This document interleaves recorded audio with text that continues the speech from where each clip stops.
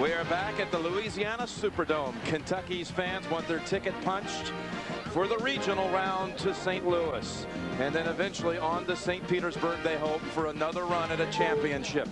The defending champions, for the first time in tournament history, will face the Kansas Jayhawks in March Madness. Madness indeed in the air, as Miami has already advanced to the regional round to the Sweet 16 by upending Utah here earlier today. Kansas and Kentucky coming up. They have never met in the NCAA tournament until today. Billy Packer, Jim Nance with you. And Billy, let's face it, you and I, we get so excited about the history of the game and these two programs. This feels like a Final Four right here, doesn't it? Well, you think about Fog Allen, the kind of the guy created things there at Kansas. Adolph Rupp came from Kansas, the #1 winning team of all time.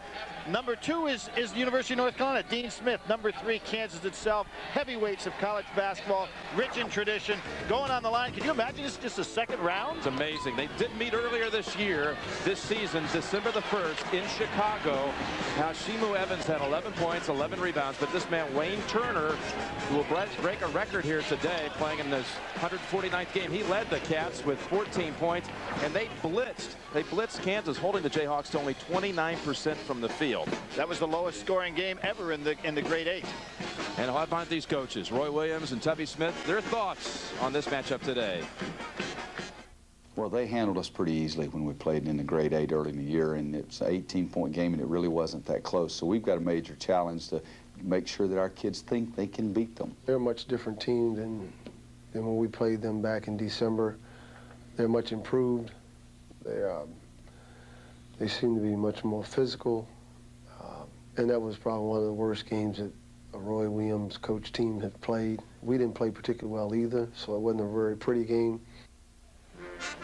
Wasn't a pretty game, but this Kansas team certainly has been upgraded since that time, relying on a freshman point guard who has certainly grown here in the last month, Jeff Bochy. What a difference from December the 1st when they last met, Billy, if we look at their lineups. Jim, I saw them play early in December as well, and Bochy was just then learning the ropes of playing a point guard position. Been a great scorer in high school, but entirely different responsibility when you're back there handling the ball all the time. Look at Tubby Smith, second season. He's never lost in the tournament as the Wildcat coach, winning the championship, directing them to that title in San Antonio a year ago. Scott Padgett was the MVP of the SEC tournament, and there it is. Wayne Turner moves past Christian Laettner, and this ball goes in the air. He'll be the most experienced college player of all time.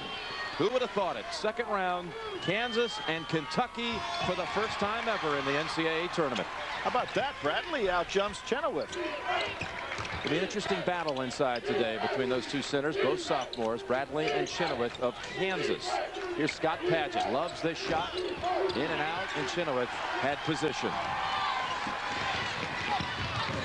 Jim, I think this game sends more about where college basketball is now than anything that's happened in the tournament.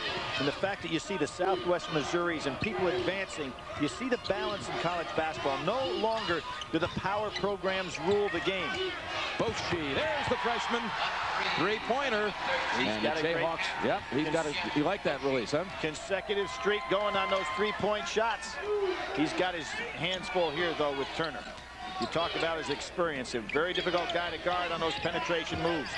Gets one away by Pugh, and he lifts it ahead to Robertson. 5-0 Kansas at the start. Jim Allison, who has been very consistent with his play in all phases, fell asleep there and just let Robertson break away from him. Kansas, as everybody knows, a much better defensive team now than they were back in December. Ball tipped, and last touch by Kansas. Yes, Bill, you talk about the way the tournament shapes up in the regional round. We do have the Southwest Missouri States in there. Congratulations to Steve Alford, Gonzaga, Miami University. Some names we're unaccustomed to seeing in that round. Good blocking out that time. Both of these teams hold opponents down under 40. For Kansas, 38%. For Kentucky, 37%. So it's hard to get points against them. Allison thought about stepping back for the three. A quick Kentucky passing yields a basket inside by Allison. Padgett, very good assist-turnover ratio. That was his 92nd assist on the year. He's only turned it over 61 times for a power forward. That's excellent. Robertson, they get across. that midcourt pressure, and they'll go to the line as Evans called for the block. Tournament appearances, Kentucky, well, they have the record for not only tournament appearances, but tournament overall victories. And there's some heavyweights, Jim. Yeah. Combined, these two programs have won 9 national titles, 3,434 victories overall, and 23 Final Four appearances. And that's what makes it all the more amazing, Jim, that they have never faced each other in an NCAA tournament. Well, you think about, well, Kentucky and Utah having met the last 3 years, and they were what some thought were on a collision course to make it 4 straight years. Not going to happen now with the Utes eliminated today. But how that could happen, 3 straight years, 4 times in the 90s, and never these two tangling in a Final Four or anywhere. Both teams kind of mirroring themselves in regard to how they're playing defense, picking up full court. There's Evans on the medium range jumper that he likes. Kentucky picking up full court, and you know what this means. They're going to be coming with that second 5 sometime early in this first half. They're going to try to wear down and turn it into 2 complete games, different games. Play you the first half to keep it tight, and then wear you out for the second. Chenoweth, 1 bounce, loses control of it on the way up, and then gets hacked. Kentucky can go 10 deep. Kansas really plays about 8 in the lineup. Now, some of you will be shortly being sent to the Purdue-Miami game in that wild East bracket that has already seen Duke advance today and Southwest Missouri State. They will meet in the Sweet 16, and Temple eliminating Cincinnati. And Jim, you see that juggernaut of Duke University, and you start thinking of teams and styles that could beat them. I really felt in Cincinnati, I didn't feel could play 6 games because of their backcourt shooting. I didn't think they could play 6 games and have it going for them all 6. But I thought if they ever got to face Duke, it might be one of those kind of games where they got backcourt scoring. But they'll never find out this year because of that outstanding zone defense that Temple plays. They just couldn't get by them.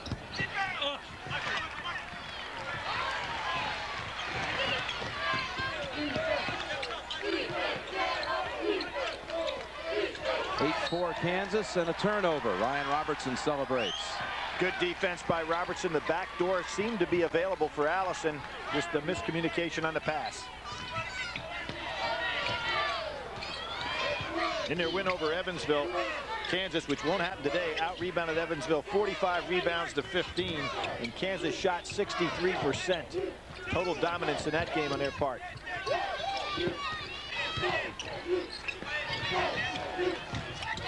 Bradford over to Chenoweth. Nice. Banks it home. Good pass, too. The assist by Bradford. Bradford was 7 for 7 in that Evansville game. One of his best performances of the year. Kentucky probably has to be a little shocked by, remembering what Kansas was like and what they're seeing right now. An entirely different ball club. I'd have to give the psychological edge to Kansas on that one.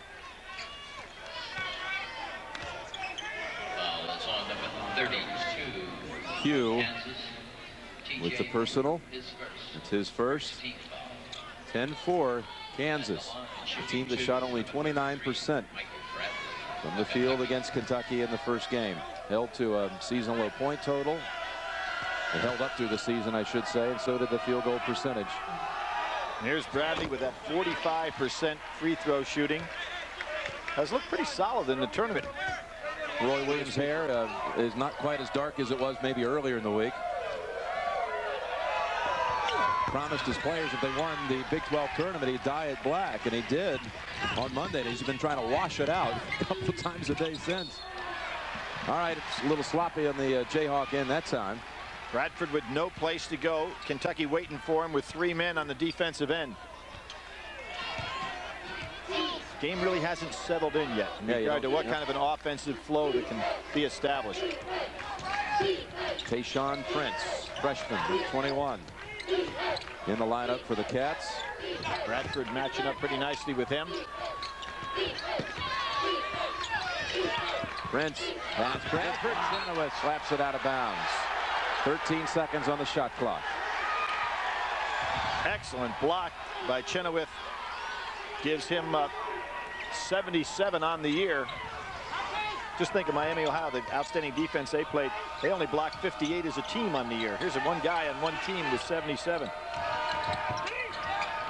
Prince, too strong, tipped up by Padgett. Oh, that ball's on the rim. Yep, basket interference on Bradley. And we've hit our first break with Kansas doubling the score on Kentucky in the opening minutes.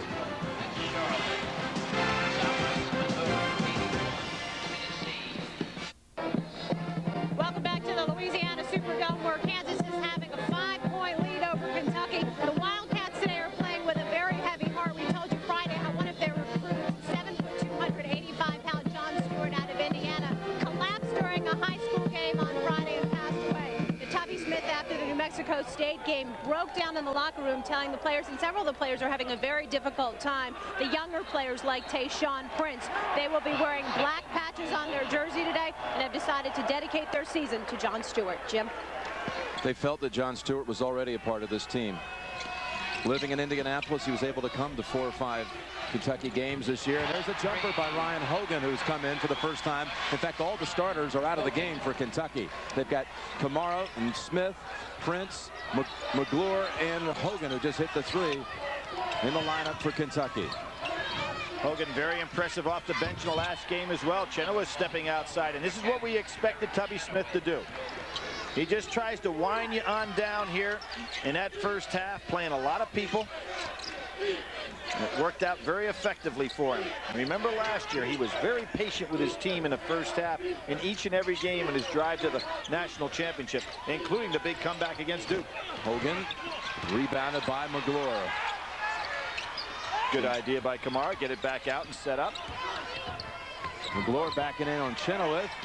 Recovers and flips it way too strong. Boy, Kansas really looking to run on this basketball team. Oh, they called the block on Smith.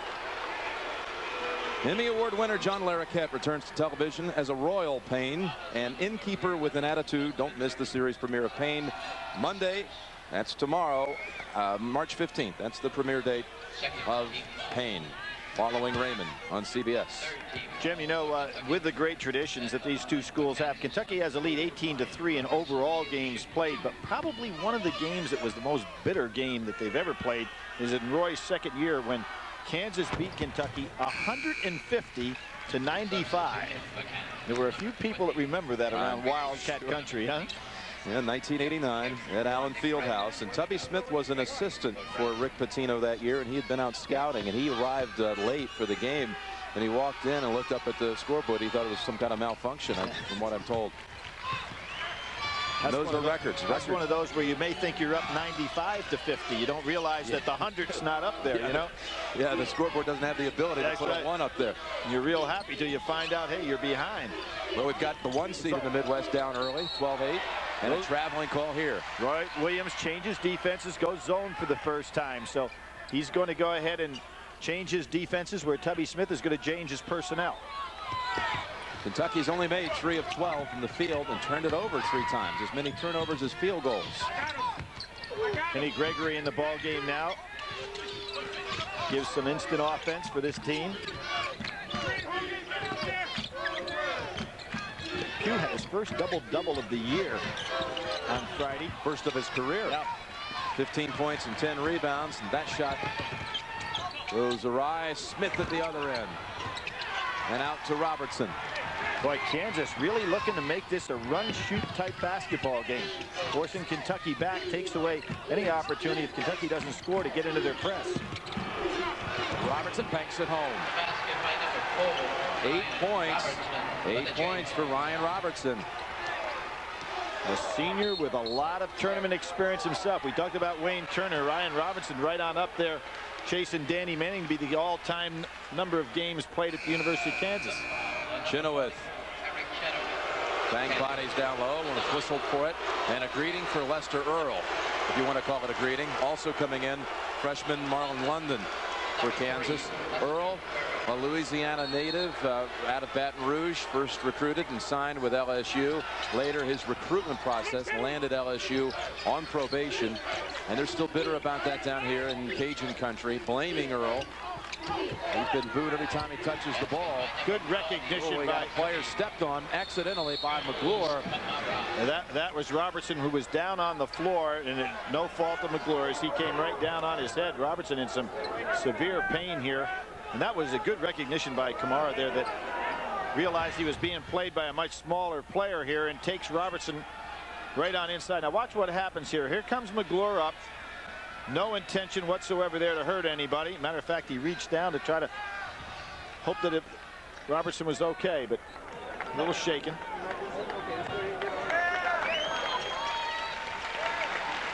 Watch here it is, Robertson. Well, you can see that, matter of fact, that's the kind of thing where you can turn your ankle as well there. McGlure, who did have some severe suspensions laid on him this year. Remember that altercation we had in the Louisville game early on this year, but he has really come back, got himself in the right mental state, and is very valuable to this team now. Gregory in for Kansas. Kenny Gregory, he can score. Averages 11 a game coming off the bench. We talked about this freshman, Boshi.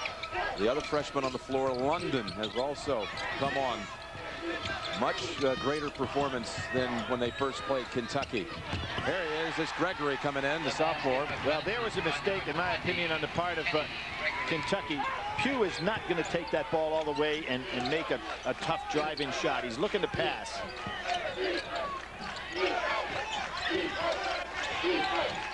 Hogan, the most dangerous guy out here from three, although Prince has got great range as well. McGlure, nice touch this time. Nice. And you can see Roy Williams going zone against his second team from Kentucky. Here's London. Too strong, and Kamara sweeps it away. Pretty quick shot there by London. Didn't give his team a chance to get in position. Prince, three-pointer, all net. He can thread it. He's got great range on the jump shot. Pretty interesting with this team out there that can play against the zone. Maybe a better shooting team than the first team that plays for Kentucky. Prince has got good range from three. Hogan, we know, is a good three-point shooter. And Smith is a streaky outside shooter. Well, so far, Kentucky production, 5 points from the starters and 10 from the Kentucky bench. But again, Tubby Smith has such incredible confidence in this substitution pattern. Starters sitting down there resting for the second half.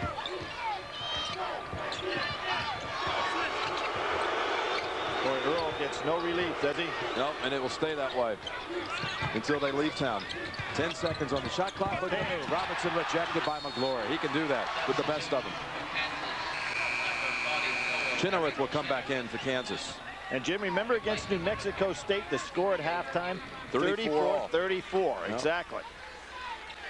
So and that's where a coach has got confidence, say, hey, I know what my game plan is, just as we saw Charlie Coles in the first game. Going to stick with it. 2 on the shot clock. Robertson launches, and Kamara runs it down. It's 34-34 at halftime. These two teams combined in history have 34-34. That's a walk. That's the number of wins, that is, and a traveling call on Kamara. Yep, 3,434 wins between these two storied programs. Kansas has never trailed here in the first half. Feud. This was the 9mm. What drove this preacher to hire a hitman? Revenge. 48 Hours Monday. Jim Nance with Billy Packer and Bonnie Bernstein at the Louisiana Superdome. Kentucky's bench scoring 2/3 of the Wildcats' points here. Well, Jim, remember in the game against New Mexico State, the bench guys averaged 13 minutes of playing time in that game. So there is some method in this, what seems to be to many people madness of Tubby's, and the fact that he lets that bench play and lets them play with confidence.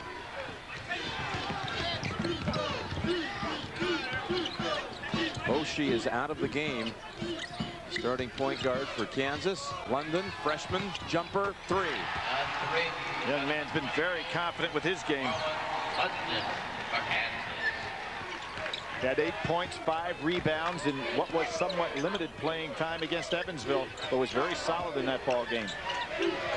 Bradley got the low post moves. Let's see if he can take Chenoweth. Banging bodies. Will it be Earl or Chenoweth?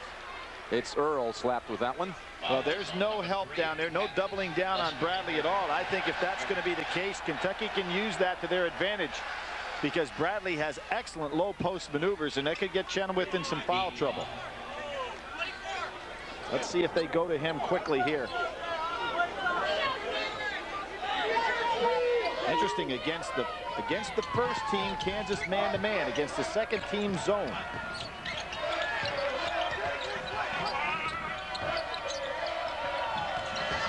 Oh, nice job by Chenoweth against the quicker player. Really sat down on defense. Look at that big guy out there, 7-footer, sitting down. And Turner bangs it home. It's a 2. His jump shot has Never pretty. Not pretty. No style points, but give him 2 and a steal for the all-time Kentucky steal man. And 3 by Paget. They get him in bunches. Big mistake having Lester Earl take the ball out of bounds. He should be down on the other end as a finisher. He's not a creator. London fakes, shoots, makes it from 2. Kansas doing a nice job when Kentucky presses of spreading them out. We're not even halfway through this opening 20 minutes, and Kentucky already has 9 players in the scoring column. Big boost from the bench. Kentucky not looking to go to Bradley. I think they should give him a shot down in there. Turner bouncing around, tipped around. Bradley tried to put it back. Picked up by Earl. Again, a turnover by Lester Earl. This time there's a foul. Going against Kentucky. Holding. Yep. I think it might be Paget reaching in. Or Bradley. Number 42, Jamal McGlure for Kentucky. See it down here. Earl really having trouble with ball handling. I think that foul's on Paget, Jim. You're right. Paget's first. It was an attempt for the timeout, not granted. Now notice what Kansas is doing. They're throwing over the top of this press, and then looking to score with it. Almost picked off again.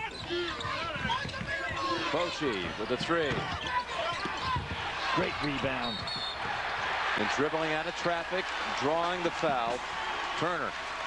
That's the 4th team foul.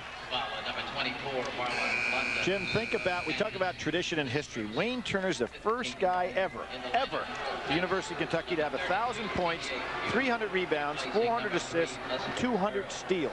Now, all the great ones, more All-Americans than any other university in the United States. And that's what he's done. He's played more games and put those stats up there. Talking about a guy without a great jump shot. He really had a productive career. Here's a great jump shooter. It's Scott Paget with another 3. That ties it at 23.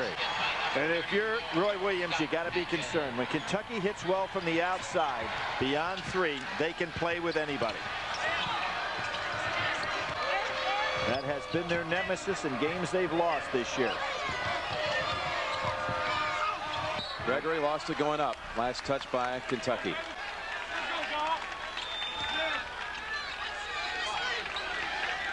You think about probably their best game, and I don't want to lay this one on them, but might have been Maryland, where they were just outstanding from the 3-point line. And when they do that with their defense and their ability to score otherwise, they are a very difficult team to handle. Gregory, great open look. Yep. Give Pugh credit on that one. I think Kentucky's giving Pugh too much credit for his offensive ability. I mean, they doubled down on him. He's looking to pass, not to score. Allison, can he match the 3? Yes, indeed. Starting to get in sync now, Billy? Yeah, they really are. Both teams.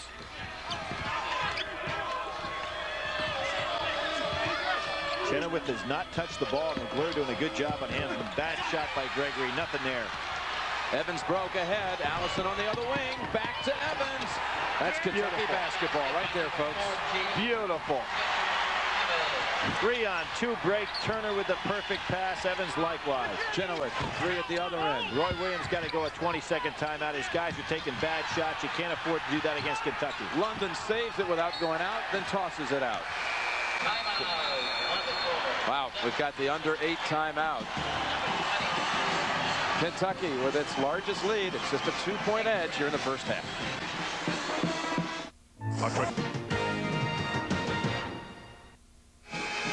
You talk about a team well drilled in the break. There takes Allison. Here goes Evans. 3-on-2 break. Watch the passing. Beautifully done by Kentucky. Turner waits for the perfect time to get the angle. Pass, layup. Just like you diagram it as a coach. You use that one in the drill for next year. It's too bad they can't give an assist to the man who triggered it too. The Turner one, like in hockey, how you can get multiple assists. And that was just drawn up perfectly, executed there by the Cats. And what was the great thing about that is Turner's decision-making process to not throw the pass too early so the break could develop. Good block out by Bradford. Oh, stolen. Allison let it go through. Oh, Chenoweth ran right into McGlure. Almost broke his back. Didn't realize he was there. Now McGlure's, in a very nice way, has almost wiped out 2 Kansas players. Much better decision to have Pugh take that ball out of bounds than it was Lester Earl before. Don't forget, you can chat live tonight, 8 o'clock Eastern, with our own Clark Kellogg. Just log on to cbs.sportsline.com or America Online at keyword CBS Sportsline.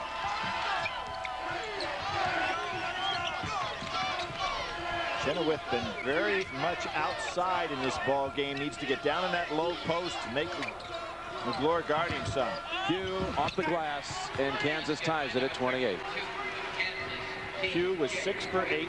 He had 15 points and 10 rebounds. And Jim, as you pointed out, his first career double-double. And yet an effective player for a top basketball team. He takes a hit to the head and draws the foul. Foul on Allison. You know, the only bracket in this tournament that's not just wacky and completely helter-skelter is the South, where all top 4 seeds have advanced to the regional.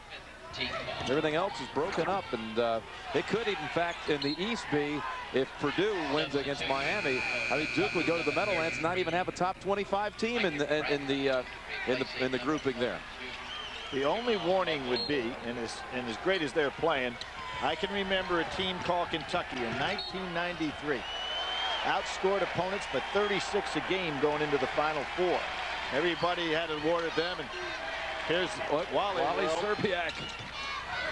Yeah, yes, and he is becoming the star of this tournament. He's led Miami to the Sweet 16 with an upset win over Utah here earlier today. 24 after a 43-point performance Friday. Bochy short. There have been some very unusual shots taken by Kansas down this stretch where they went from in the lead to getting now in a tie position, Jim. And I really think they've got to get back to their half-court set, let Chenoweth set up, get the ball down inside, make Kentucky play him in the low post. Kansas had a lead as large as 8 on a couple of occasions. There it is. Chenoweth dunks it. As I said, they should put Chenoweth down in the low post. Is that what you meant? Yeah.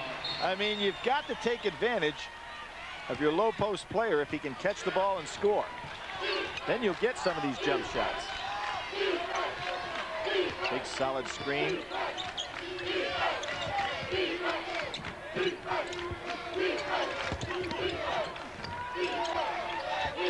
That extra pass always gets an open shot for a teammate. Pugh doing a terrific job on the boards. Bochy, this surprises you. No, that's not the shot they want. It's not the shot they want. But it yields an over-the-back foul on Bradley of Kentucky. And McGlure will come in after that.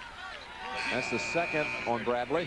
Well, Bochy, the leading scorer all time in North Dakota high school basketball, and a tremendous transition, Jim. Not taking anything away from high school basketball in North Dakota, but to make that transition to this level of basketball very difficult. And he has to understand how to distribute the ball and make the play a little bit easier. He's talented enough to get his shot off when he wants to, but that's not the exact answer. Kamara has returned, and here comes Evans. There's another turnover. Turner trailing, and he dumps it down.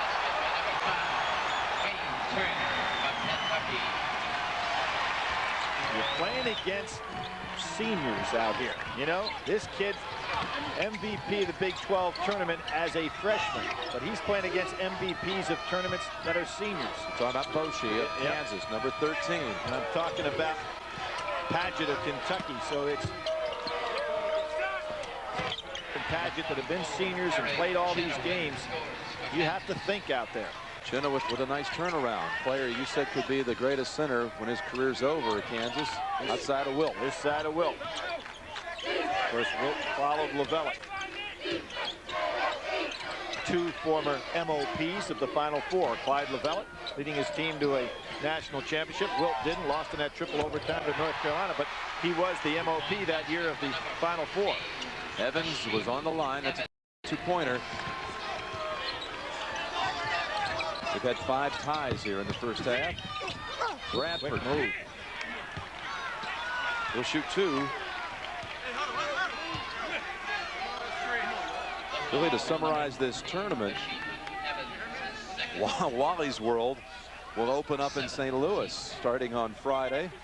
Well, Jim, let's think about some of the conferences. Pac-10 had 4 in, they have 4 out. WAC had 3 in, they have 3 out. Conference USA had 4 in, they have 4 out. The SEC still hanging in there with Auburn and Florida in regionals. The ACC's got 2 in regionals. The Big East has got 2 already in regionals with St. John's and Connecticut. The Big Ten has 2 in regionals with Ohio State and Iowa. Dr. Tom stays alive, not just gets by the first round, but continues to roll there. And the SEC could have 4 by days in, with Ole Miss playing right now against Michigan State. That's a tight one early. And Kentucky here. And then you have the Gonzagas and the Southwest Missouris who are ready to make this a very interesting run. And you know who Gonzaga's first game was against this year? Was against... How about Kansas? Kansas beat them. Beat them rather handily, but again, that was maybe even November. Might have been before December 1st. Yeah, it was November. Yeah.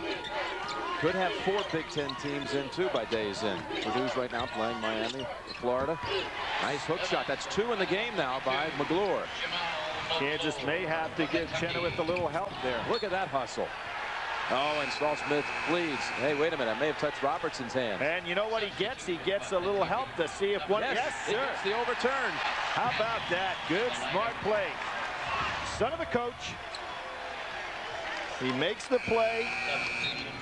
And then Saul was right on top of it. He was right in between both officials there, Jim. So he probably had the best angle.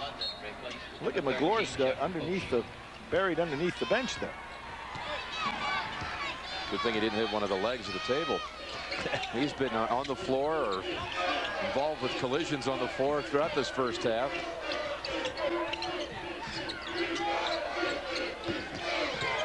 Got basically 2 point guards in the game right now for Kentucky with Smith and Turner. A lot of great movement without the ball by Kentucky. McGlure goes outside this time. Dips down and out, and Chenoweth with an aggressive rebound, his 5th.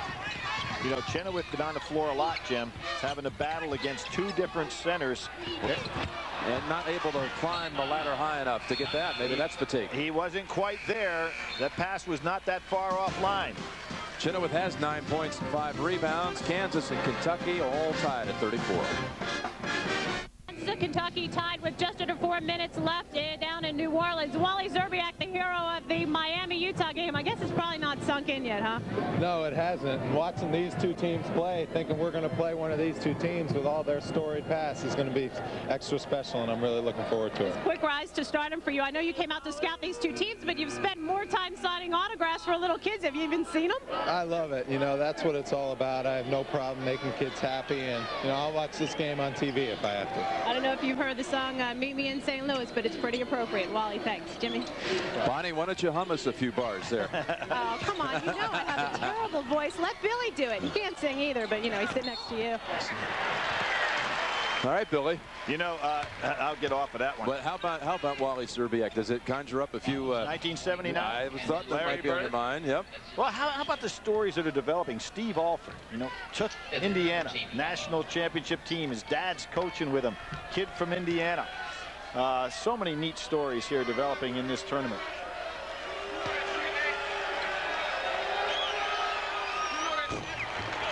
Good follow through by Paget. Just didn't drop, didn't get up over the front of the rim. People may look at that and say Miami's going to a regional, but that is going to be a story you're going to be hearing about all week after the 2 games that Wally Szczerbiak played here in New Orleans. 43 to lead them in an opening round victory over the Pac-10 Washington Huskies. 24 more today to knock out last year's finalist Utah. And another block by McGlure. Well, I'm so impressed with McGlure, the way he's come around this year, really giving Kentucky what they needed from him in the low post.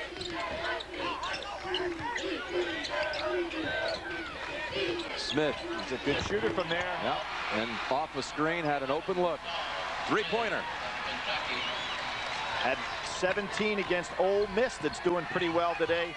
His high for the year, but he can score. Gregory jumper. Number 20. One of the better six-man players in the college game today. Yeah, that may be a misnomer calling him a six-man, because he's one of their 5 best players. Had 12 points in the Evansville game. Very explosive. It's like Morris Peterson with Michigan State, who's their leading scorer but comes off the bench.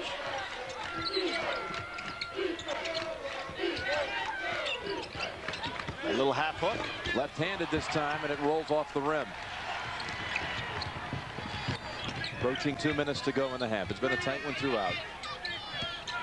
Kansas did have an early 8-point edge, but whenever Kansas goes inside first and then outside, they do a lot better. And one of the things that Kansas will have to be concerned about is Kentucky used a lot of people. They're wearing down Kansas as they have everybody else. They kind of play the first half just to get to the second half. One of the things I really enjoyed the comment by Mike Krzyzewski in the paper today, where he said he wanted his guys to have to play with Trajan Langdon because he didn't want his guys to learn how to pace themselves in a basketball game, assuming he's not there to play.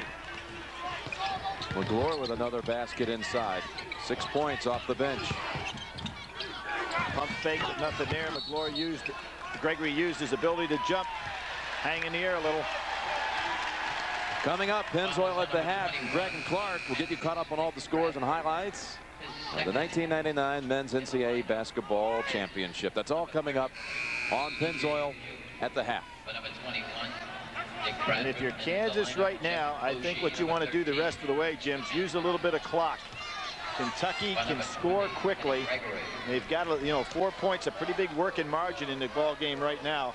If you're Kansas, you don't want them to score and put that press on you right away. If you're Kentucky, just keep playing the way you are. I think they're playing beautiful basketball. Pass inside off the fingertips of McGlure. At the other end, that was a foul on Pugh, his second. Kansas with 16 fouls, but we have just a minute to go here in the half. Chenoweth kind of walking down the court. Got to be a little tired.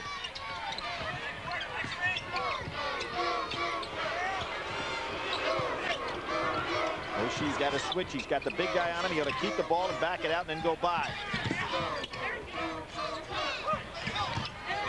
Chenoweth doubled up. Back to him. And Turner, did he have his ground? No, they called traveling.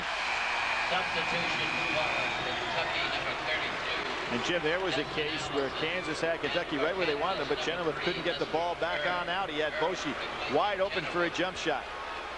And again, the negative reaction to the insertion of Lester Earl. Jim, they may be booing Lester Earl coming back here, but can you imagine what they'll do when Harold the Show Arsenio comes back here after having 14 for 26 against North Carolina and 12 out of 27 for 32 against Florida. He's the kid from Weber State, for those who didn't see it. Arsenault.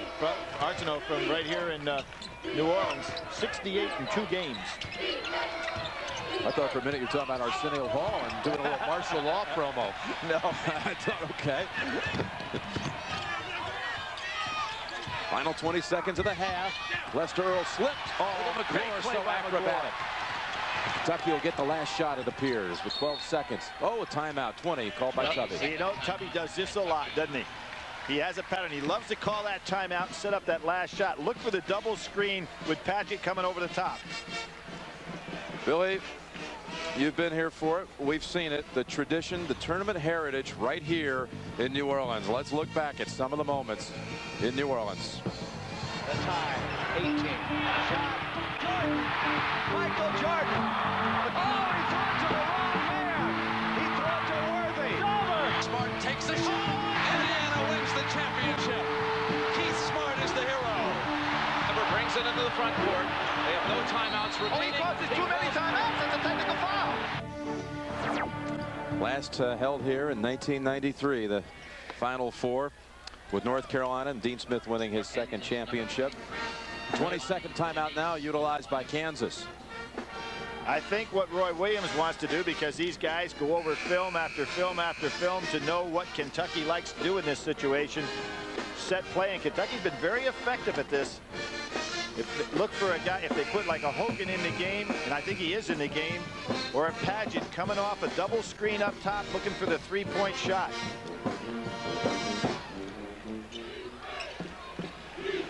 Tubby Smith likes to do this a lot. Into the hands of Turner. Screen. Here comes Hogan. Nothing there. Good job by Kansas to recognize the play. And they pick his pocket with Robertson, and he calls a timeout. Ooh, Roy Williams didn't want it. He'd rather saved it. Exactly. He'd rather have had that timeout with 1.4 to go. What can you do? But, you know, with 2.2 against Oklahoma State this year, Roy Williams went the length of the floor and got the ball to Robertson, where he was fouled, taking a three to win that ball game. So you'd still rather have that one. Yeah, I'd like to have that one in the second half. Let's take a look at the data bank.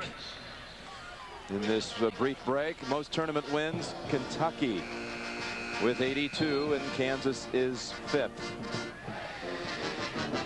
In the 90s, Kansas with more wins than any program, with Kentucky number 2. And Kansas is now guaranteed to have that. The winningest team of the 90s. Here we go. London gets off a shot. Valparaiso, maybe, huh? Not there. Almost. Well, Kentucky comes back, climbs back from 8 down. And at the end of the first half, the score is Kentucky 40 and Kansas 36. Greg and Clark will be along with Pennzoil at the half right after this message.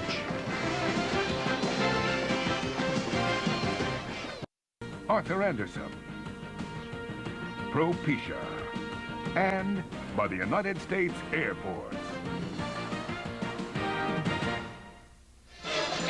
10 different Wildcats put points on the board, and Kentucky leads by 4, getting set for the second half.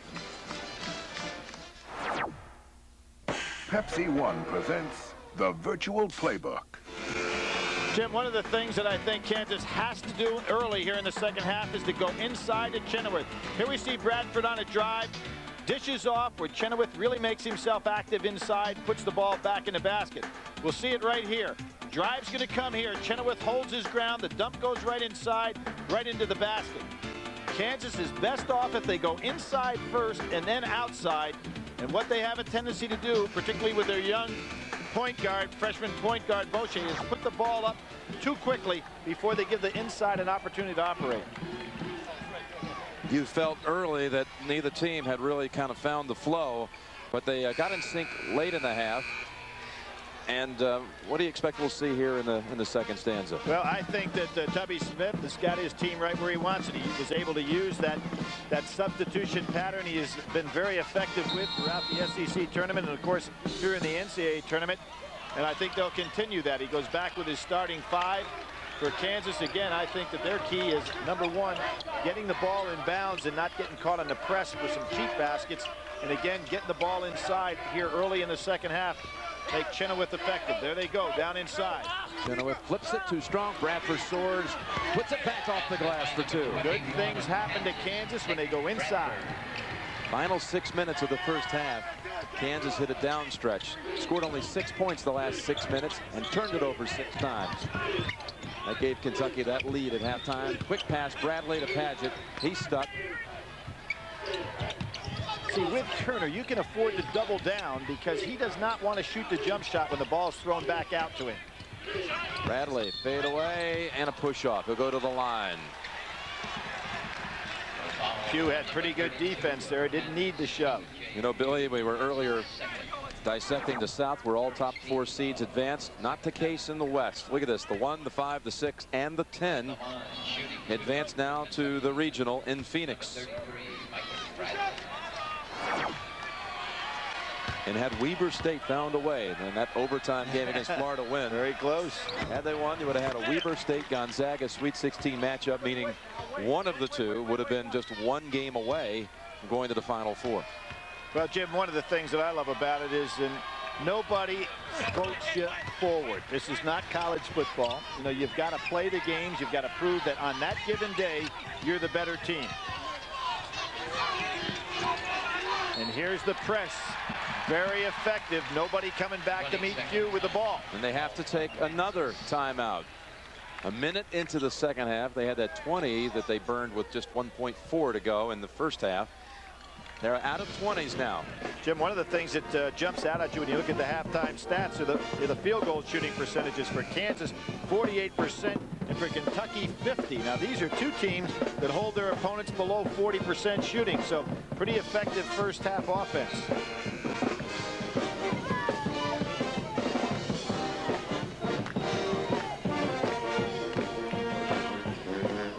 Nice distribution of the ball as well when you look at who scored. Not everybody got in the point total here. Boshi and Turner. Freshman defended by senior. Another turnover for Kansas. They let an 8-point lead slip away in the first half.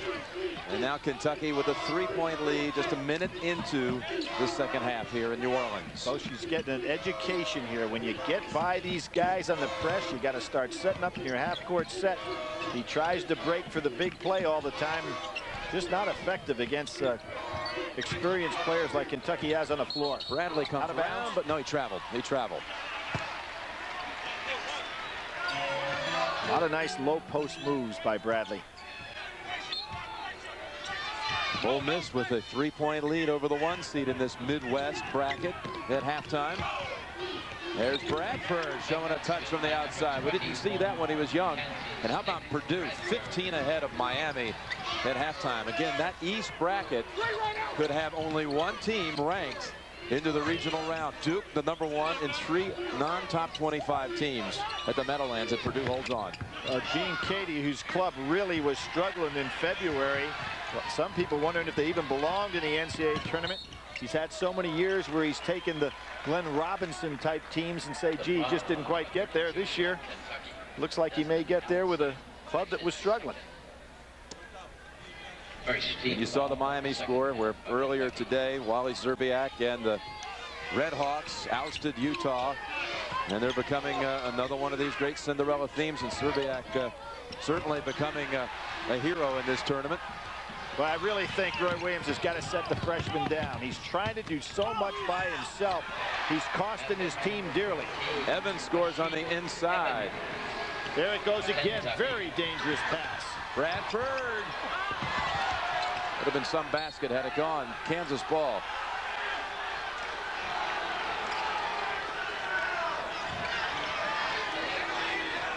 So 43-40 Kentucky. 2.5 into this second half.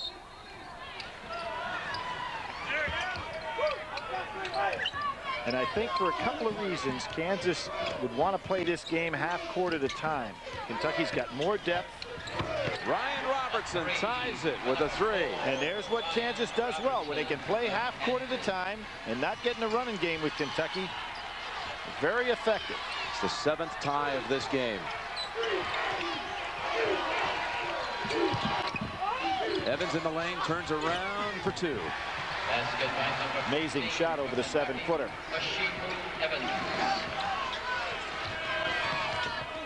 Bradford open shot, an easy one for the Jayhawks.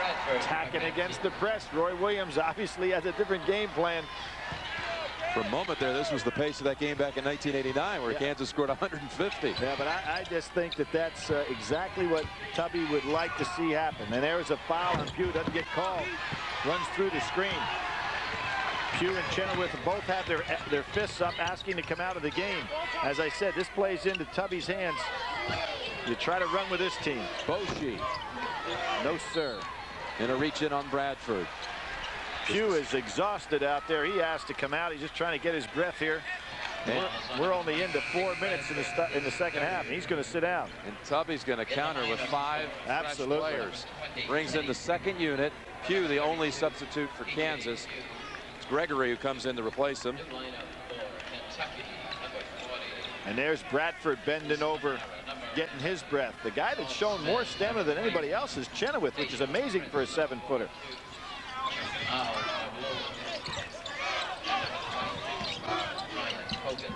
Is Kentucky second 5 really gave them a boost in the first half. The starters ineffective at the beginning for the Wildcats, and this group helped bring them back from 8 down. Sure, and you know, Jim, not only are they talented, but they're rested and talented. Smith, three-pointer, his second of the game. That's 20 bench points for the Wildcats. And let's see if they're going to trap half court. No, they go back into their zone. McGlure patrolling the center.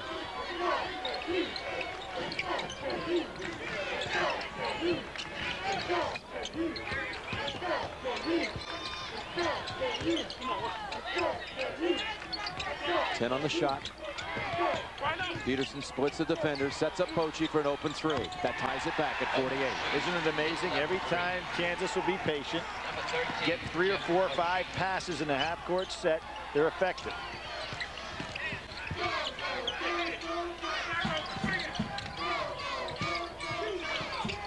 Good job by Gregory. You know you've got to get out there and face up on Prince because he'll take that long jump shot.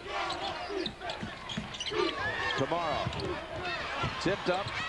And the long arms. Great hustle by Chenoweth. Boy, they had 3 chances inside, and Chenoweth stood the ground there for the Jayhawks. Boy, it is amazing how he's matured as a player in just 1 year with his stamina. Gregory flies and will go to the line for 2. McGlure on the block. Let's take a look at the East bracket, Billy. And Duke versus Southwest Missouri State. And Temple against the Miami-Purdue winner, with Purdue really in control of that thing. How about Duke versus the other 3 in that field?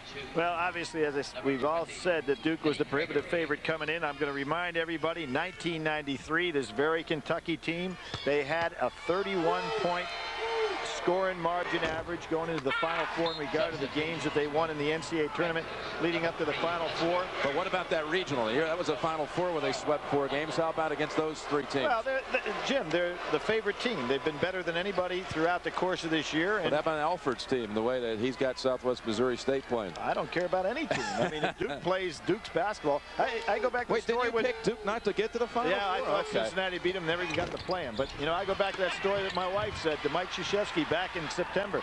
Gee, I heard you're going to be good. He said, no, Barbara, we're going to be very good. Open 3. He might have been underestimating himself when he said very good. Nice pass. Look at that. Robertson to Earl, blocked by Kamara. Earl hesitated. That was one of those where you needed to catch and put it right up.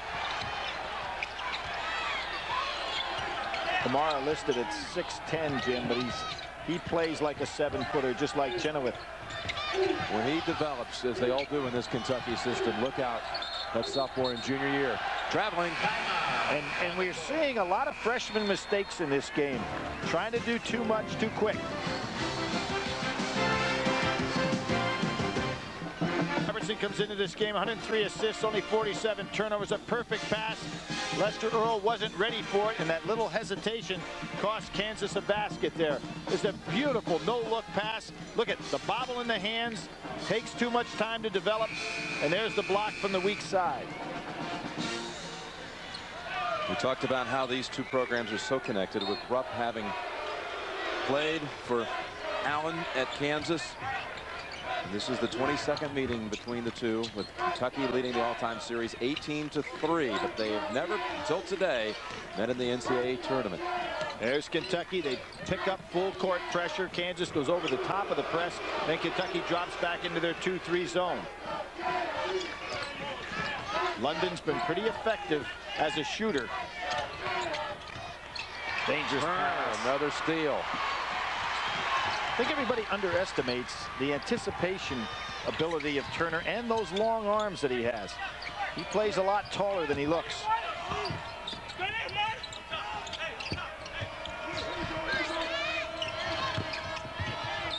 Nice patience by Kentucky, getting the extra pass. Padgett, there's the extra pass, and McGlure, they call it a tie-up situation, a Kansas ball. Good job inside by Kansas, and that was well executed by Kentucky. One of the things that's kind of surprising, Jim, is that the Kentucky players, realizing that McGlure does not have the quickest feet or the best hands, sometimes make those interior passes a little bit too tough for him to handle. As long as he has space so that he can operate, he's okay. has a hard time in that kind of situation. You saw on the scores there that Michigan State starts the second half ablaze and has taken the lead by 4 over Ole Miss after being down 3 at halftime. A lot of experience on that team. That's the difference right now down the stretch. You see these freshmen making some mistakes. Michigan State, led by a guy like Cleaves, understands how to play. London three-pointer. Padgett. Boy, Evans can finish. Oh, did he ever? He took off as he ran by us. You can feel the breeze in there. Chenoweth's not expecting. Turner comes in and knocks it away. Here comes the Kentucky run. They had one like this in the first half. Crossover dribble between the legs by Turner. Great play. They pick him up again. They beat it over the top to London. He'll go in, challenging, and McGlure is going to be called for the foul. Yeah, he got him with the body, but he blocked that one. He was a foot over the top on the block.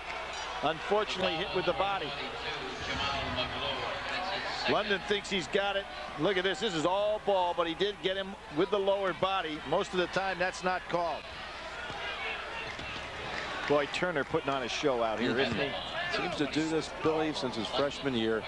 When you get to the NCAA tournament, especially that sophomore year where he stepped up 4-to-1 ratio. Oh, turnovers to assists. And Jim, how about this? When they write the history book about Turner, you're saying the guy that's played more games than anybody in the history of college basketball. And somebody said 10 years from now, well, what game didn't he play? Yeah, the one game he missed.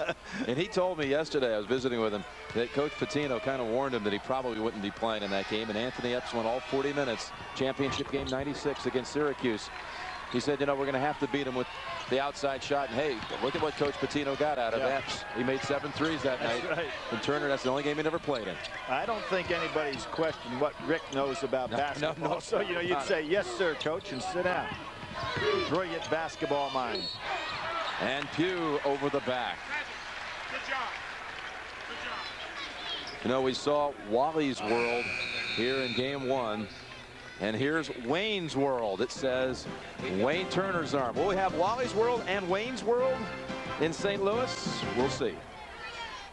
Bonnie Bernstein and Billy Packer, Jim Nance with you from the Louisiana Superdome. Kentucky with a 2-point lead, 11:48 remaining.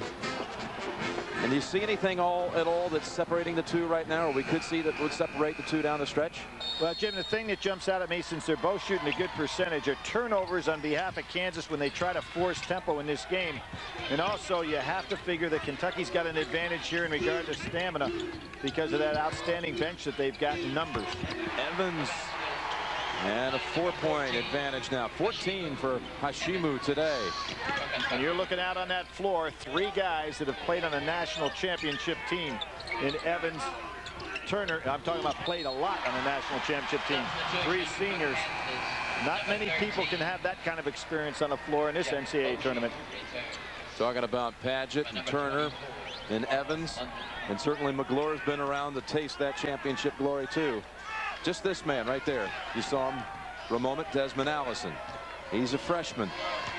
He hasn't been to a Final Four, obviously, and yes, he heard has. about it. He was there to watch one last that's year. Right. It was in his hometown. That was actually the regional. That's a regional. And look at Turner, 3-pointer. That's when you're really hurting. You're having Kentucky as opponent when Turner's stepping out there and hitting the 3. Although he did have 4 threes in one game in the SEC tournament. This is a big one, and he delivers. Ryan Robertson. Seniors and seniors. Just when it got to 7, they had to have that one. Roy Williams out there exhorting his team on.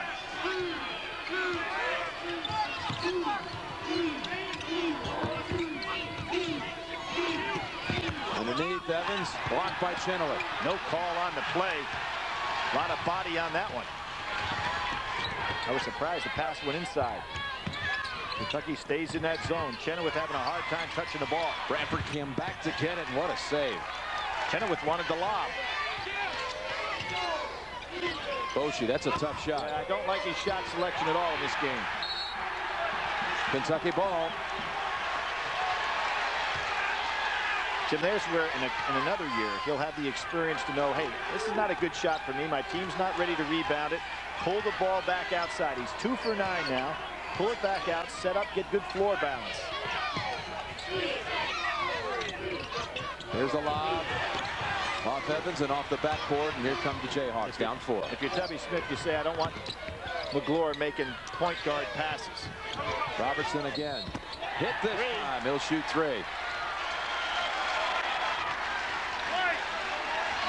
All right, the Midwest bracket for the regional. We know Oklahoma is set. We've got a 10 and a 13. We've got Oklahoma with wins over Arizona, and today UNC Charlotte will take on the winner of Michigan State Ole Miss, and Miami University will be there. 4-4 at the line. Jim, you know something that in reading about Kentucky, that's kind of an amazing thing to me when you think of the incredible history, and you've been talking so much about it.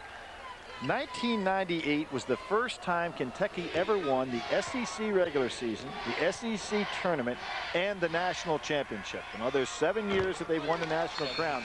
They never had the trifecta before. So Tubby Smith really setting the mark there. Can't do much better than that, other than to go undefeated. This year, second in their division behind Tennessee, which was ousted today. Not just ousted, slammed by Southwest Missouri State by 30.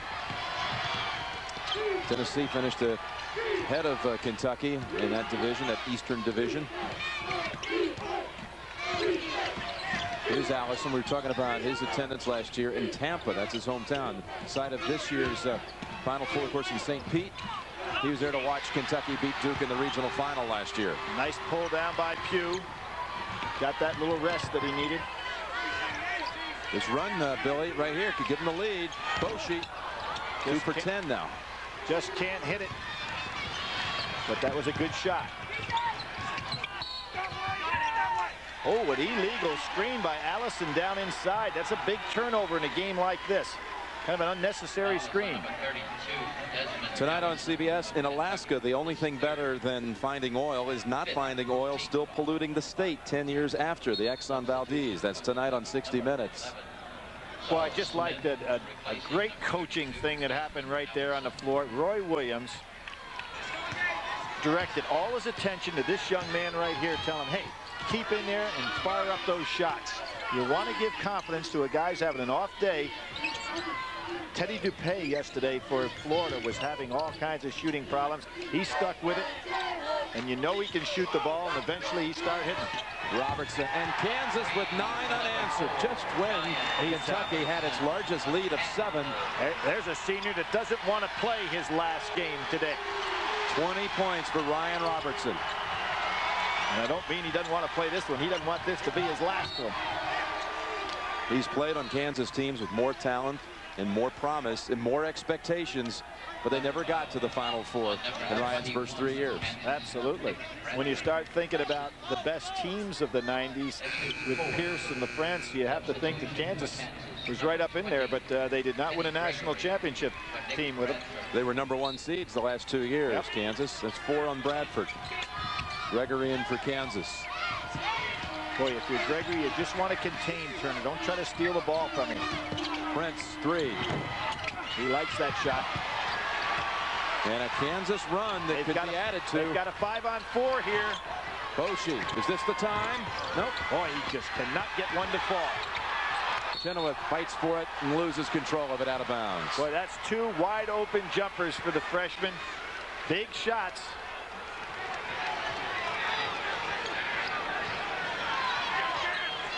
Matt Doherty over there saying we're using the arm stroke. Hey, just keep firing it up there. It'll go.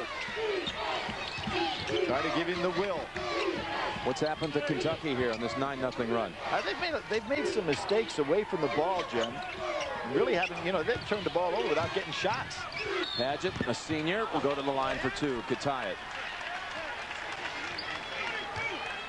I'm wondering about the fatigue situation now. You get down to 750. Kansas kid's in excellent shape.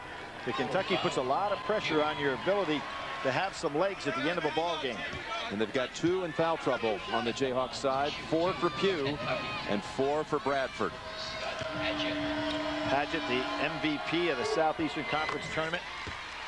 They're going to bring in Jeff Carey, a freshman from Camden, Missouri, and he will spell Pugh with the 4. Yeah, the object here is to try to steal 2 minutes if you're Roy Williams.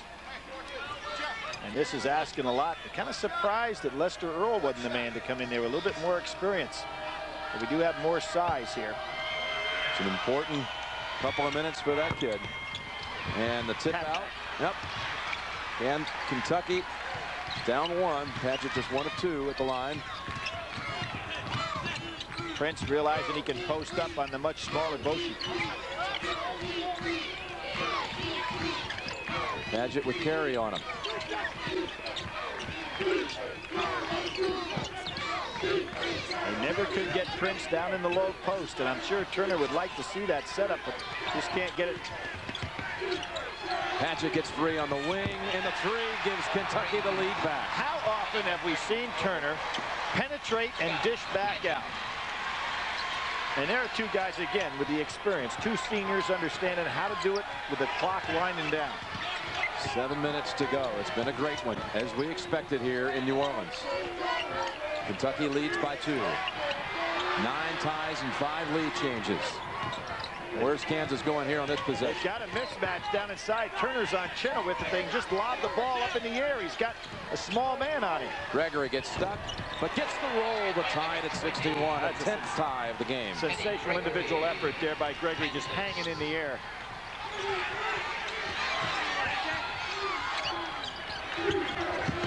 Penetrating again, and he lost his footing. Good defensive job by Boshi and stopping that penetration. Boy, Turner and Andre Miller are 2 of the toughest guys to stop in college basketball with that penetration. All tied with 6:29 remaining. A tradition on Jim Nance, Billy Packer, Bonnie Bernstein back here in New Orleans. And Billy, college basketball, as you know, is a transient sport. We only get to enjoy watching and witnessing the great players for 4 years max. And we're going to be saying, as we did to Andre Miller earlier today at this site when the Utes lost, we're going to be saying goodbye to really the passing of an era when you look at the connection some of these players have on both sides. Exactly. You've got Kentucky. When you think of these guys that are seniors, played on 2 national championship teams, if they were to lose, the great connection with the Rick Pitino era through the Tubby Smith era. And for Kansas, the same way. You think of Jared Austin, you think of Jock Vaughn, and you think of Pearson LaFrance. These have been 2 great eras in both of these storied tradition schools' history. There will be more to come, I'm sure. But there is a connector here with the seniors that are on the floor right now. There will be more to come, and there will be players like this man, Bochi, who will then carry that connection. And he is now giving Kansas the lead under 6 minutes to play. Give the kid a lot of credit and give his coaching staff a lot of credit, too, to egg him on to say, keep shooting the ball. Outside on Gregory. That's just the 6th, 1 away from a 1-and-1.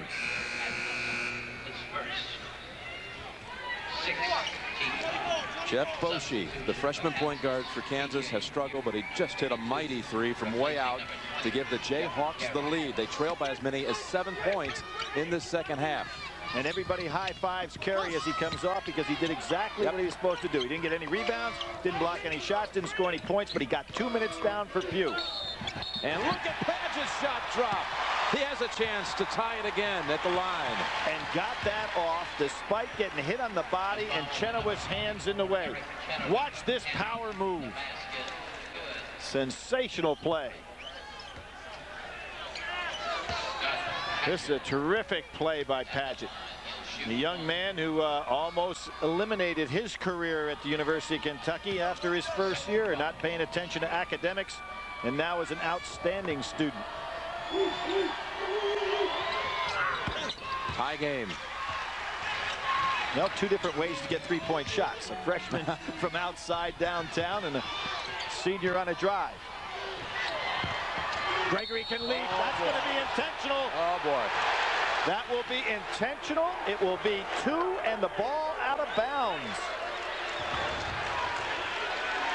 See McGlure not playing for it at all. His instincts are to keep that guy from scoring. Very dangerous play. Almost could have been flagrant. McGlure has been a walking collision today. That one was intentional, not called flagrant, however. So he will stay in the game. There'll be 2 shots and the ball out of bounds for Kansas. What a huge moment. 5:29. That's all that's left. So we have, in effect, an overtime session plus a half minute, and Kansas gets to begin this stretch with the 2 free throws, the first one down and possession. Give Gregory some credit for, you know, when you get hammered to the ground like that, your body's not all together right away.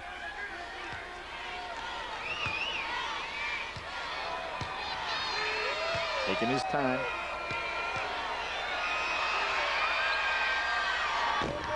Oh, he really delivered, didn't he? Got the most out of the rim on that one. And That was, he's looking back at McGlure to say, hey, take that. He's not happy with it. those are those soft rims that we were first tipped off about By on Wally practice. Serbiak. Yeah, Thursday. Wally Serbiak said this is a great place to shoot, and these rims are so soft. They're old, and they've really been broken in. Saw it on those free throws. Nice catch by Pugh on that out of bounds pass there. Oh, another foul. This could turn out to be a 4-point situation here. Well, that's only is that their 7th? It is for the team fouls. That is the 7th, so it'll be a 1-and-1. And for Evans, that's number 4. And it puts the best free throw shooter that Kansas has on the line. Billy, let's check out the CBS Sports Line stat of the game. And to this point, field goal percentage is pretty even. And way above what both teams normally give up. 49 and 51, both hold teams under 40. For complete tournament coverage, go to cbs.sportsline.com. Robertson, a great free throw shooter. 1-and-1. 85%. This kid has had a great game today, Jim. Passing, generalship on the floor, tough defense, good shooting. He's 8 of 8 from the line. He's interning in the sports information office this semester, and he might have a chance to go home tomorrow and do a lot of work with his own clippings. He may have a chance to go back to St. Louis, where he is from.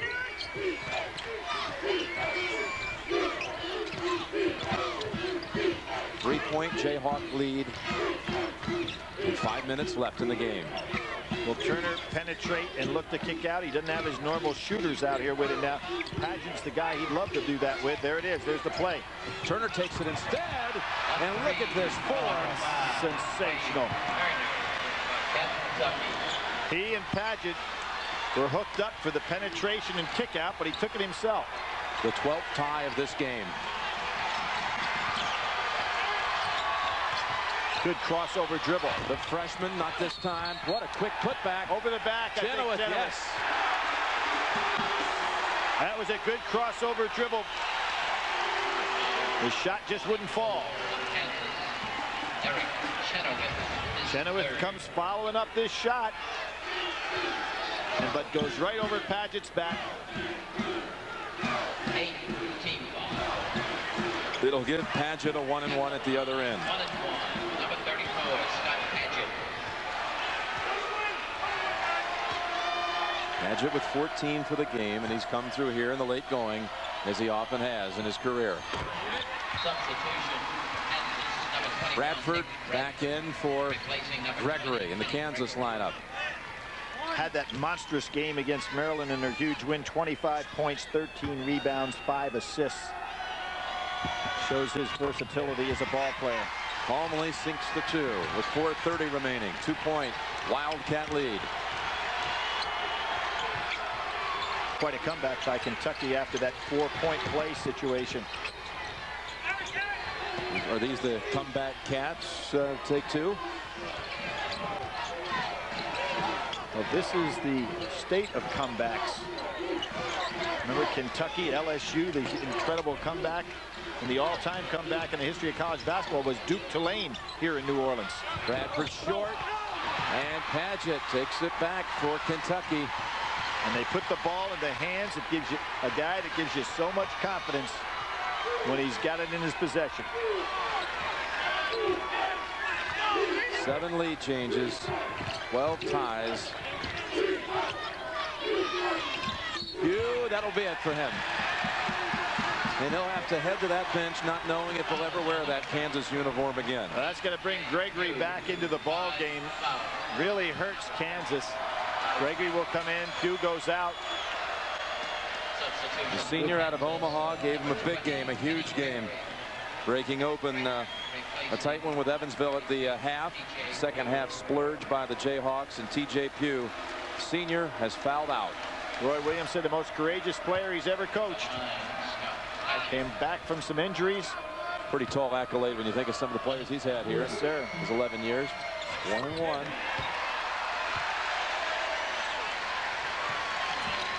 right, one shot. One shot.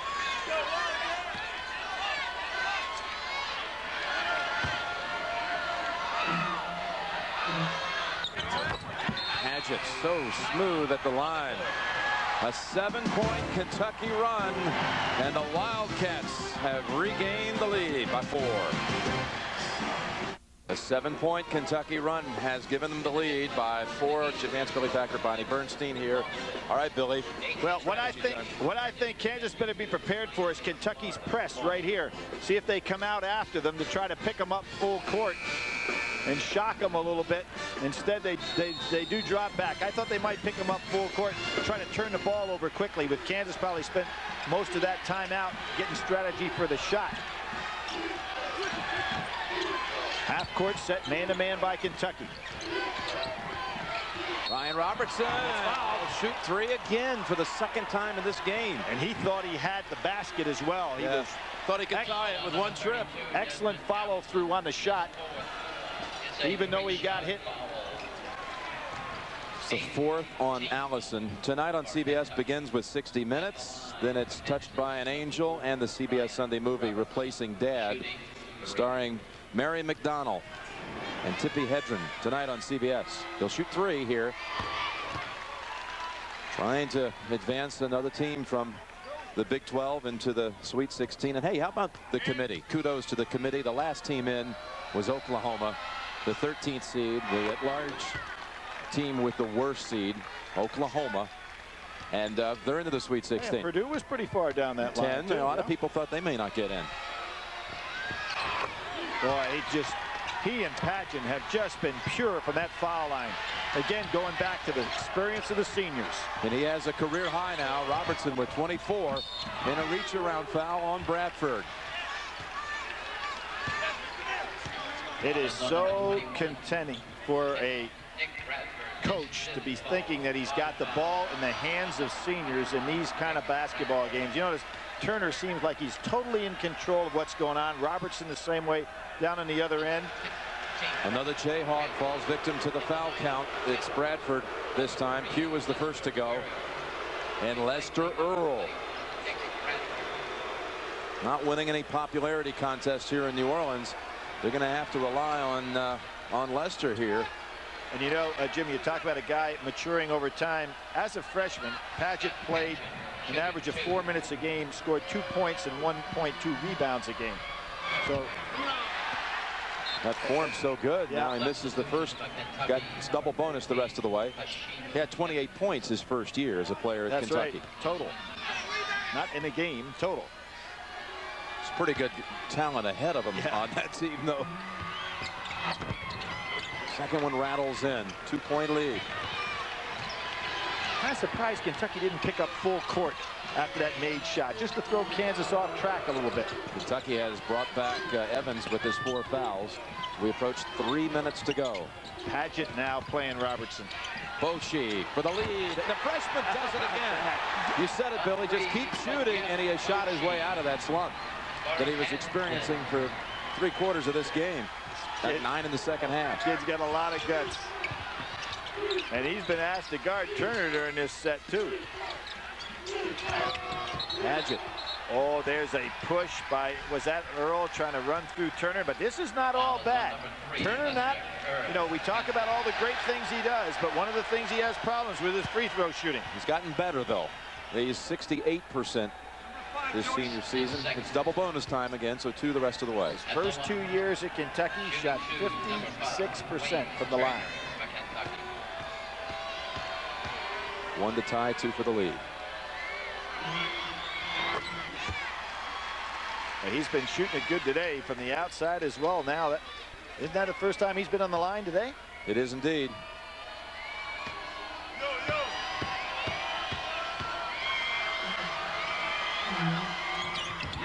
Kentucky back in front, and a timeout called by the Wildcats with 2:40 remaining. They take a 20, so they have 2 full and 1:20 remaining. Remember, Kansas is out of 20-second timeouts, although they do have 2 full timeouts remaining. Monday on CBS, guys, listen up. Having trouble sleeping at night because your wife's hogging the bed? Then here's some advice. Don't do what Raymond does on the next all-new Everybody Loves Raymond. Monday, 9 Eastern, 8 Central here on CBS. Jim, I think of this Kentucky team this year. Auburn came into Rupp Arena 17-0. Kentucky beat them. Okay, 2 of Auburn's losses, a team that has advanced to a regional, were against Kentucky. Maryland came in 10-0. They're moving to a regional. Kentucky beat them as well. That was the schedule, not for some reason ranked the hardest in the country. I don't know how it couldn't have been, though. Good switch by Evans. He's now on Robertson. Nobody guarding him here. He's got a shot. Again, adds to his career high. It's a 3 for a 2-point lead. Credit Lester Earl with a fine screen, and when he picked off Evans, who had already made the switch, there was nobody to pick him up. And as hot as he's been with his career high, you got to stay with him. Padgett working down in the blocks, gives it back. Evans, the senior, down and out, and Robertson there for the rebound. Boy, Robertson is really having some game, isn't he? 27 points. He's blowing out his career high.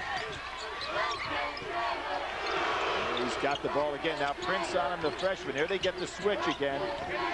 What a possession this is. Under 1:40 to go and a 2-point lead. Trying to make it a 2-possession game. Bochy, the freshman, over Padgett. Rattles one home.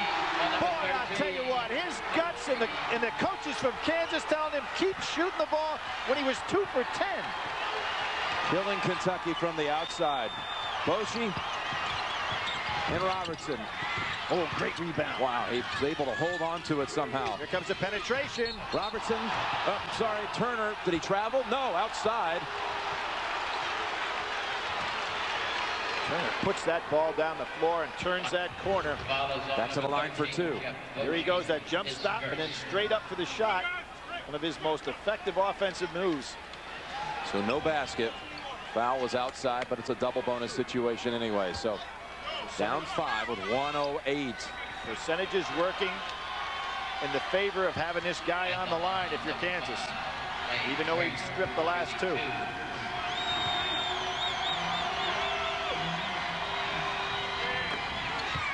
Substitution for Kansas. Number 24, London, replacing And here you see London coming in for offensive and ball handling purposes. And again, Jim, I was really surprised Kentucky didn't press on a made free throw the last few times. Maybe you just turn one over. Let's see what happens here.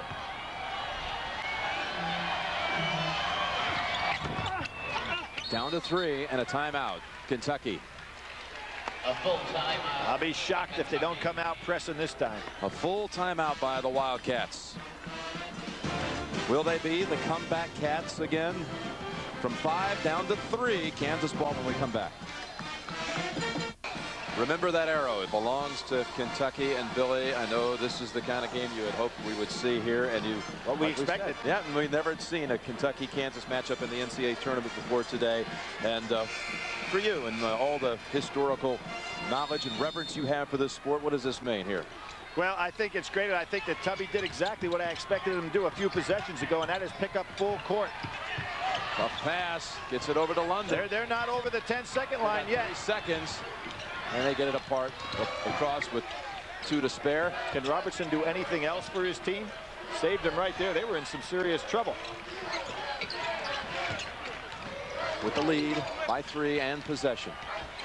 45 to play. Which team will advance to St. Louis? 7 on the shot clock. She tries to cross over, takes a very difficult shot. And all Kentucky underneath. A 3 to tie. They don't have to have it now, Billy. No, it's much too early to just think 3. Get the penetration from Turner and the kick out if necessary. There's the drive to put up.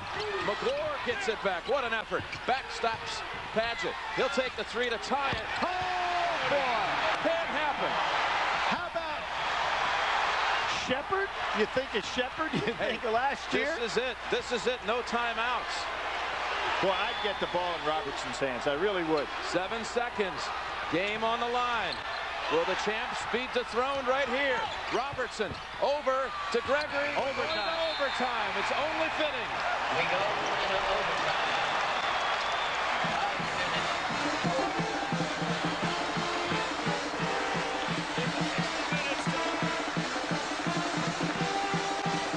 I'm not believing this shot right here. Well, do you remember the Duke game in St. Petersburg? You remember how he turned around and pumped his fists? Just a report play performance. How about this? He slides over. This is even better, though. This was harder. Yes, it was. Yeah, tougher shot. He was wide open on that one. The Wildcats and the Jayhawks will go to overtime to settle this one. Strategy, we see it so successful so often. They don't use the timeout, Kansas. They go ahead and try to get the defense without a chance to get set. And what happened with the Jayhawks on the last play? Well, I think that is a good strategy there, because you know what you want to do with the ball, and the defense, you don't want them a chance to set up, and you certainly don't want them to have a chance to intercept an inbounds pass. But I thought what Kansas should have done is gotten the ball in Robertson's hands to start the set, as opposed to in the freshman's hands, and then Robertson could have made the decision to pass a little bit sooner or to take his shot. Remember, Roy Williams' side will have to go this extra 5 with 2 starters fouled out, and it's a Jayhawk team that really goes 8 deep on the season. So they're down to 6 players that have played quality minutes on the season. Lester Earl's in the game, along with Marlon London, the freshman.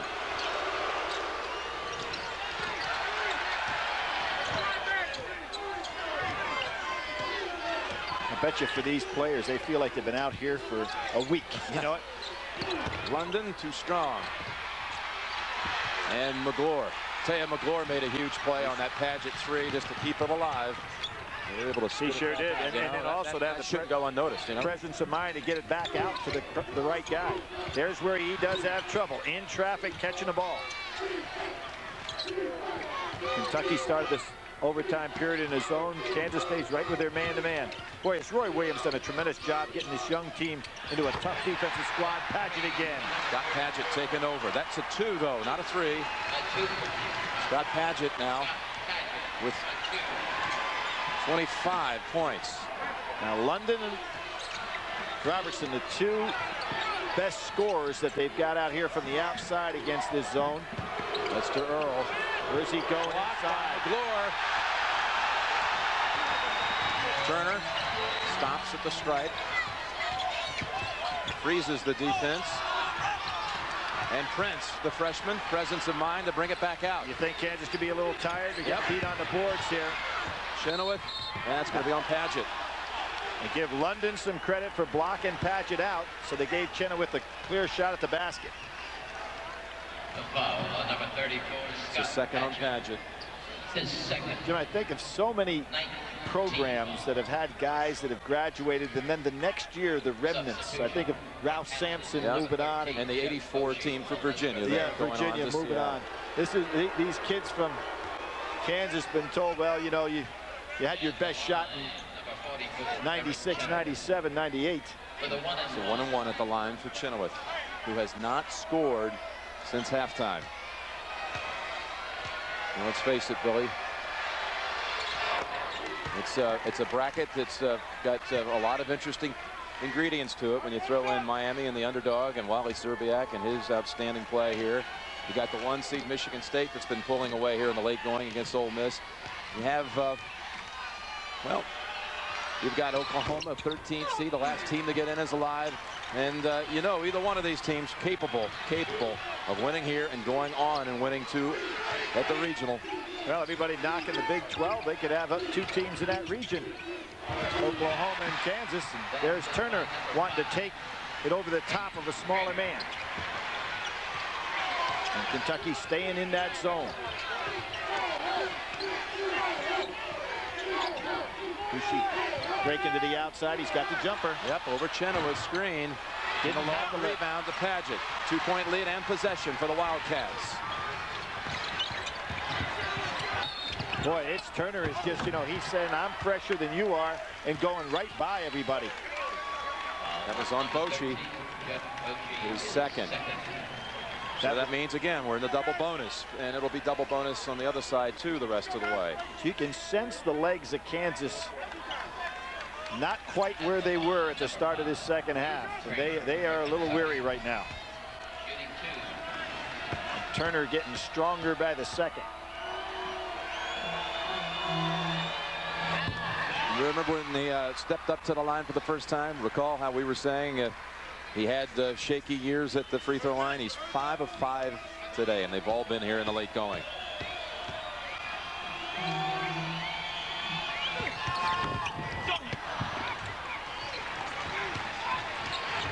This is the 60th anniversary of the NCAA basketball tournament, and two of the most storied programs in the game had never met in the tournament until today, and a classic matchup that has to go an extra 5 minutes to sort things out to see who will advance to the Sweet 16 in the Midwest. Gregory for Kansas. Good job by Gregory to fill that open space in the 2-3. Chenoweth double teamed and a timeout called. That was a good move by Gregory. Came right up through the middle of that 2-3 zone defense. Get himself an open shot, but just couldn't put it down. A full timeout by Kansas. The Jayhawks, they had a 5-point lead with 1:09 left in regulation. Then Kentucky forced the overtime. Kansas has possession, down 3, having a hard time stopping Wayne Turner's penetration. Is creating all of this for Kentucky, and their 5-point comeback, Billy, with just a little more than a minute to go in regulation. But no question, he's the fresher player out here on the floor, whether it's Bushi trying to guard him or whether Robertson gets caught on with a switch. Right now, the key is, I think, that Kansas has got to get off a good shot. They might want to go inside this zone first and kick out, as opposed to just being content to shoot on the outside before they hit inside. Chenoweth, as you pointed out, Jim, really hadn't touched the ball much in the second half. They stay in the zone, but nobody breaking up to the middle of the foul line as Gregory did before. There's an opening there. Chenoweth does, but you want him right under the basket. Good solid screen. Boshi again. He's hit a 3. Solid screen against the zone. Prince didn't come up. 18 for the freshman. We have yet another tie. The 16th tie of this game. Up and over. But McGlure is there. One of Kentucky's favorite plays, the back screen. And lob right over the top. And McGlure's playing some big minutes here today. Oh, yeah. As you said, that rebound that he got and captured and out the Paget, this game had been over in regulation. And in the right place on that There's possession, another screen, too. and that time Evans doesn't go for it. He picks up, even though it's in the zone, he plays it like it's man-to-man. We approach a minute and a half to go in overtime. Bochy. Oh, off McGlure's head, and Paget right there. 2-point Wildcat lead. Kansas patient to go back and not come out and press or panic. Good move on their part, but boy, London's got a lot of pressure now trying to guard this guy with the ball. Into Paget. And a foul. He'll go to the line for 2. And a reminder, 60 Minutes is coming up next here on CBS, except for those of you on the West Coast. But we have Ryan Robertson on the Kansas side with a career high today, Billy, 27. And this man will step to the line, Scott Paget. If he makes 2 free throws, he'll have 27. He just needs 1 point here to get his career high. How about those seniors? That's exactly what you want on the floor. What's interesting watching these two benches, neither team very confident right now. Just both holding their breath. 2 the rest of the way. What Paget showed today is similar to what we saw from Wally Zerbiak, and that is that, you know, he's got the total game. He steps out and hits the 3. He can post up, down low. He's got the medium range jumper. Solid rebounder and defender. It's a 4-point lead with 1:05 to go. Kentucky came back with this amount of time in regulation, but they were 5 down. Now can Kansas pull the trick? They shouldn't worry about just threes. Bochy's got a wide open three. Who had a good look, just a little too strong, and out to Turner. That was Paget and McGlure sandwiching Chenoweth, who had a chance for an offensive board. Now Kansas may have to come out and pick up. When they do, that opens up the floor for Turner. Foul on Gregory. Roy Williams wanted a foul earlier. And he would like to probably had an off-the-ball foul on McGlure, Jim. You don't want to keep putting the best free throwers up there.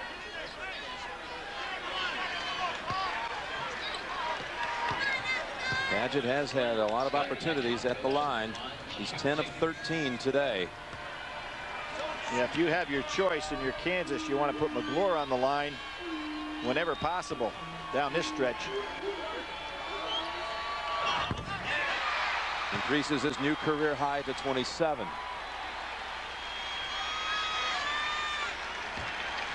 I think he started this season missing his first 18 three-point shots. 5-point. Make it a 6-point. From 4 to 5 to 6, but Paget living at the line. The way Kansas has been firing threes, who knows? Jayhawks, can they come back from 6 down in OT? I want to be the first Mexican-American president of the United States. Jose Luis Baca is a 13-year-old from Maxwell Middle School. He's researching a term paper about Pancho Villa that he'll write with Microsoft Word. You got to look at your culture to understand who you really are. Technology is giving Jose a way to study his heroes, and maybe someday he can become one himself.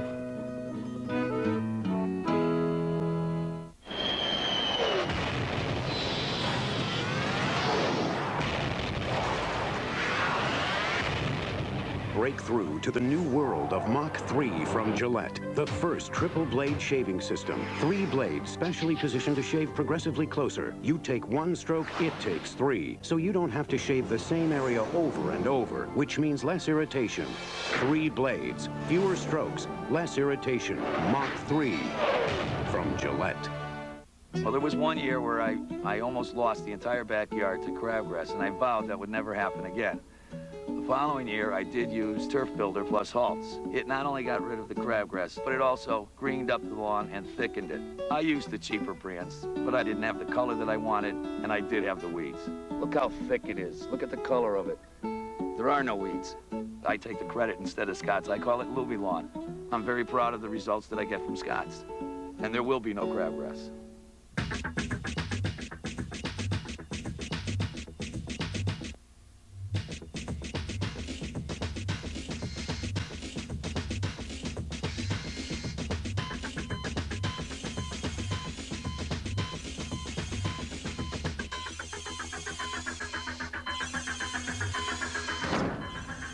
The durable, authentic khaki. You'll wear out before they do. Finally, a hotel where you can laugh without reservations. Garrett? Well, thank you very much. John Larroquette is Pain. Series premiere CBS Monday after Raymond. And the arrow with the Wildcats as we welcome you back to New Orleans. Jim Nance and Billy Packer and Bonnie Bernstein here in overtime. And in this OT, Kansas has only made 1 of 7 field goals, Billy. 60 minutes coming up next, except for those of you on the West Coast. Jim, stamina, a problem. We talk about that. Tubby Smith, once again, masterful coaching job on his part. Roy Williams as well in this game. His team has done everything he's asked. But Tubby just so confident to use that bench and wear teams down. Hanging out, looking for an open 3 opportunity. They're really out there on the perimeter defending. Kentucky gives them nothing. So Robertson forces the issue, and he'll go to the line for 2. Under a half minute to go.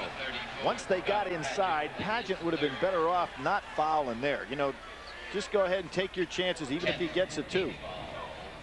On Kentucky. So we're in the double bonus. Both sides, but that was in the act of shooting anyway. If you're Kansas, what you want to do, if he's fortunate enough to make these, you want to foul McGlure. You want to put him on the foul line. McGlure and Chenoweth, a little bickering back and forth here on the block out.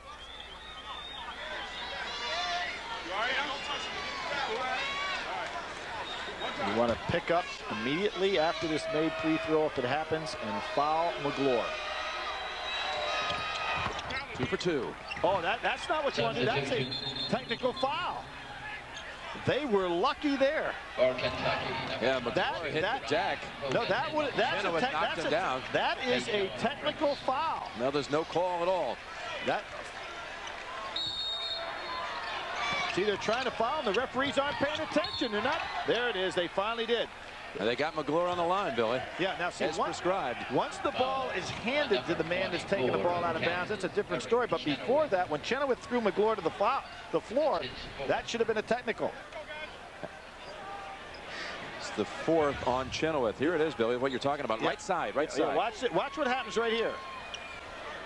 The shot goes up. Now watch. There's the foul. The ball has not yet been put in play. That should have been a technical foul. Kentucky should have been on the line. And in that case, McGlure wouldn't have even had to shoot it. He's a 56% shooter. 2 opportunities here. Oh, he's done everything else right today. Why not? He's shown a soft touch, picked up some loose balls, been in the right place at the right time a couple of occasions in the late action.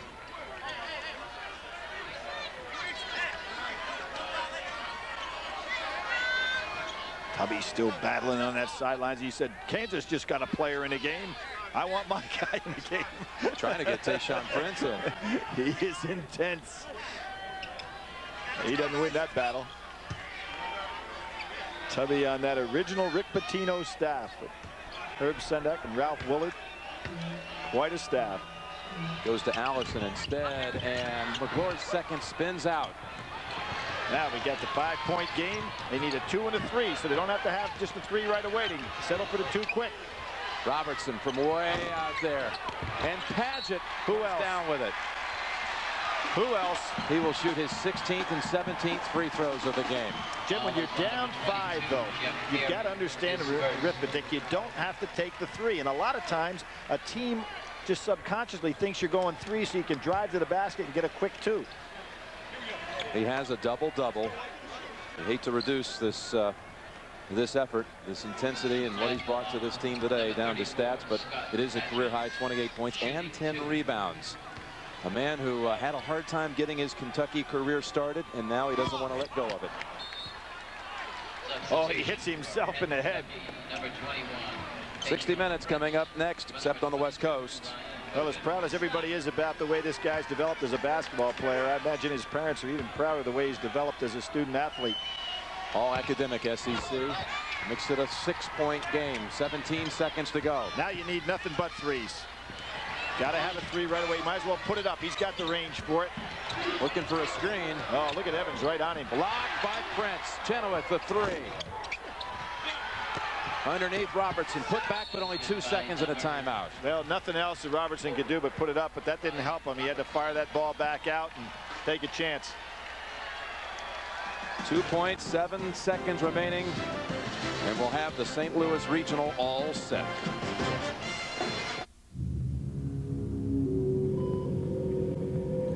Where did they find this one? Chapel Hill.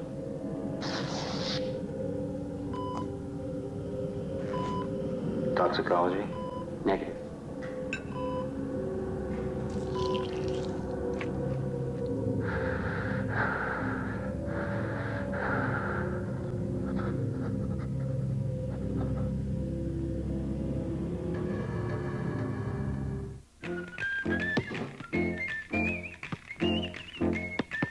I'm on a mission. I'm on the road to #1. Going to all the colleges. Going to all the NCAA colleges. I'm going to prove that people love the taste of Pepsi One. Hello! I have some Pepsi One here! New Pepsi One, with a new secret recipe that makes it taste too good to be called diet. Cactuses love the taste of Pepsi One. People love the taste of Pepsi One. New Pepsi One, true cola taste, 1 calorie.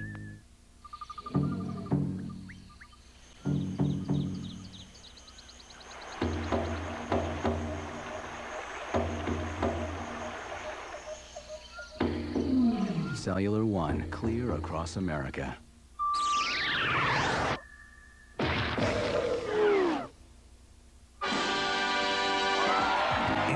Introducing delivery confirmation for priority mail.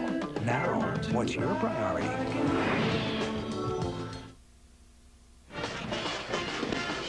Kansas, Kentucky. Well, we're all set for the Thursday times. And here you have it. St. John's and Maryland in the South will be first to play in the Sweet 16. Out west, they'll tip it just behind it with Gonzaga, Florida 17 minutes later.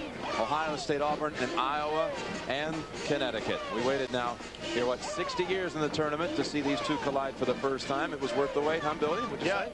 I would say so, Jim. Look at that matchup there, St. John's, Maryland. That is a powerhouse twosome going after each other there. Mike Jarvis has that club playing extremely well. Gary Williams with a wide open style. You're in that town, get a ticket. What about a quick strategy here? Anything you can do at all? You just want to get the ball inbounds, and maybe to that senior player who's been so effective. Referees. It's only fitting. It should end in the hands of Scott Padgett. He will carry it home with him. A day and a game to remember, not only for Scott Padgett, but for the Kentucky Wildcats as well. Ryan Robertson, his last ball game, tremendous play by that young man.